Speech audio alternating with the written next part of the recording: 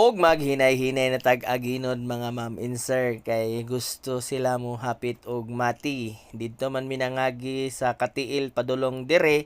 So among pagpauli na pud karon is motuyok mi padulong og mati kay mutanaw daw sila sa sleeping dinosaur pero dili na siguro mi mo sulod sa syudad kay basin og maabtan mi og traffic maniud to sa kami. Andre sa Kingsben sa Mati. Maniud to. So, nami diri sa King Ben's Native Chicken and Seafood House. So, napo sila yung mga, siguro mga live band rin mga maminser, no?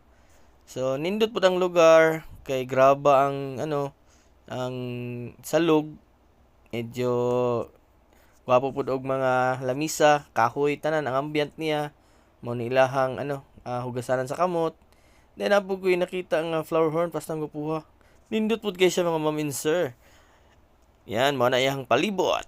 After sa akong video niabot na ang pagkaon. Sa pedugayan. Kaon oy.